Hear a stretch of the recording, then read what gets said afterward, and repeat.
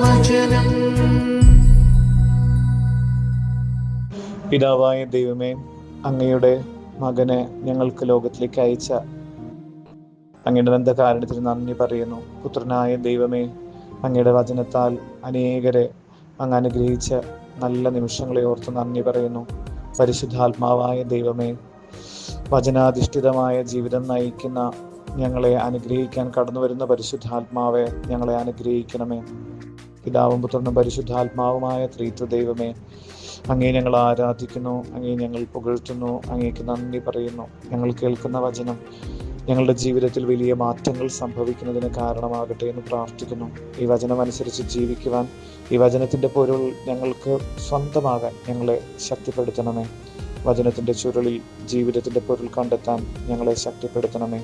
വിശുദ്ധ അന്തോണീസേ, ഞങ്ങൾക്ക് വേണ്ടി മാധ്യസ്ഥ അപേക്ഷിക്കണമേ. ആമേൻ. മത്തായിയുടെ സുവിശേഷത്തിൽ നിന്ന് 3-ാം അധ്യായം 7 മുതൽ 10 വരെ തിരുവചനങ്ങൾ. അനേകം ഫരിസേയരും സദുക്കായരും സ്നാനമേൽക്കാൻ വരുന്നത് കണ്ട് യോഹന്നാൻ അവരോട് പറഞ്ഞു, അണലി സന്തതികളെ, ആസന്നമായ ക്രോധത്തിൽ നിന്ന് ഓടിയകലാൻ നിങ്ങൾക്ക് മുന്നറിയിപ്പ് നൽകിയതാരാണ്? മാനസാന്തരത്തിന് യോജിച്ച ഫലം പുറപ്പെടുവിക്കുവിൻ. ഞങ്ങൾക്ക് പിതാവായി അബ്രഹാമുണ്ട് എന്ന് പറഞ്ഞ് അഭിമാനിക്കേണ്ട. ഈ കല്ലുകളിൽ നിന്ന് അബ്രാഹത്തിന് സന്താനങ്ങളെ പുറപ്പെടുവിക്കുവാൻ ദൈവത്തിന് കഴിയുമെന്ന് ഞാൻ നിങ്ങളോട് പറയുന്നു. വൃക്ഷങ്ങളുടെ വേരിന് കോടാലി വെച്ചു കഴിഞ്ഞു. നല്ല ഫലം കായ്ക്കാത്ത വൃക്ഷങ്ങളെല്ലാം വെട്ടി തീയിലെറിയും. ഹല്ലേലൂയ. ആത്മാവിൽ നിറഞ്ഞ യോഹന്നാൻ ഭയലേശമില്ലാതെ സദുക്കയരും ഫരിസേയരും സ്നാനമേൽക്കുവാൻ വരുന്നത് കണ്ട് വിളിച്ചു പറഞ്ഞു, അണലി സന്തതികളെ. അതെ, അണലിയെ പോലെ വിഷം ഉള്ളിൽ വെച്ചുകൊണ്ട് ബാഹ്യമായ മോടി കൊണ്ട് കർത്താവിനെ വഞ്ചിക്കുവാൻ സാധ്യമല്ല. അവിടുന്ന് നമ്മുടെ ചെയ്തികളെല്ലാം അറിയുന്നവനാണ്. എല്ലാം അവിടുത്തെ മുൻപിൽ വ്യക്തമാണ്. ഒന്നും മറച്ചു വയ്ക്കാനില്ല. നമ്മുടെ തലയിലെ മുടിനാര് പോലും കൊഴിയുന്നത് അവിടുന്ന് അറിയുന്നു. അതിനാൽ നമുക്ക് പ്രാർത്ഥിക്കാം.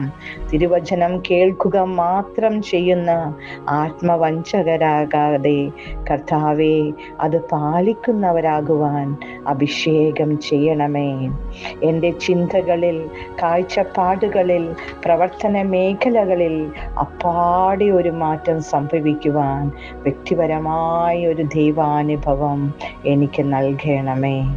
മാനസാന്തരത്തിന് യോജിച്ച ഫലം പുറപ്പെടുവിക്കുവാൻ അഭിഷേകം ചെയ്യണമേ.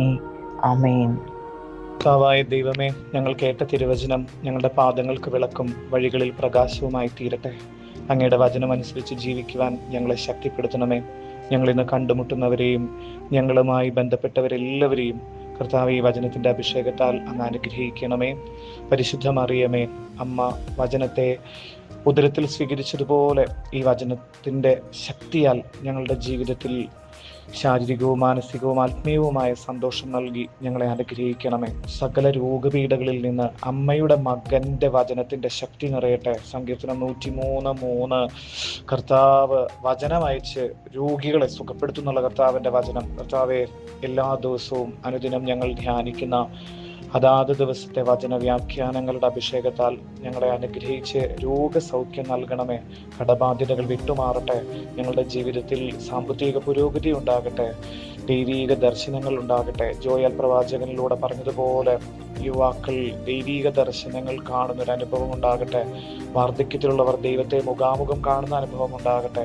കർത്താവെ, ഞങ്ങളുടെ ജീവിതത്തിൽ പരിശുദ്ധാത്മാവിൻ്റെ അഭിഷേകം ഈ വചനത്തിലൂടെ സംഭവിക്കാനിട വരുത്തണമേന്ന് പ്രാർത്ഥിക്കുന്നു. നന്മ നിറഞ്ഞ മറിയമേ സ്വസ്തി, കർത്താവ് അങ്ങയോടുകൂടി സ്ത്രീകൾ അങ്ങ് അനുഗ്രഹിക്കപ്പെട്ടവളാകുന്നു. അങ്ങയുടെ ദുരിതത്തിന്റെ ഫലമായ ഈശോ അനുഗ്രഹിക്കപ്പെട്ടവനാകുന്നു. പരിശുദ്ധ മറിയമേ തമ്പുരാന്റെ അമ്മേ, പാപികളായ ഞങ്ങൾക്ക് വേണ്ടി ഇപ്പോഴും ഞങ്ങളുടെ മരണസമയത്തും തമ്പുരാനോട് അപേക്ഷിച്ചു കൊള്ളണമേ. ആമേൻ. നമ്മുടെ കർത്താവ് യേശു മിശിഹായുടെ കൃപയും പിതാവായ ദൈവത്തിന്റെ സ്നേഹവും പരിശുദ്ധാത്മാവിന്റെ സഹവാസവും അമ്മ മറിയത്തിന്റെയും സകല വിശുദ്ധരുടെയും മാലാഖമാര് മിഖായിൽ ഗബ്രിയേൽ റഫായി മാലാഖയുടെ സംരക്ഷണത്താൽ ഞങ്ങൾ കേട്ട വചനത്താൽ ഞങ്ങളെ ഇന്ന് അനുഗ്രഹിക്കണമേ, ഇപ്പോഴും എപ്പോഴും എന്നേക്കും.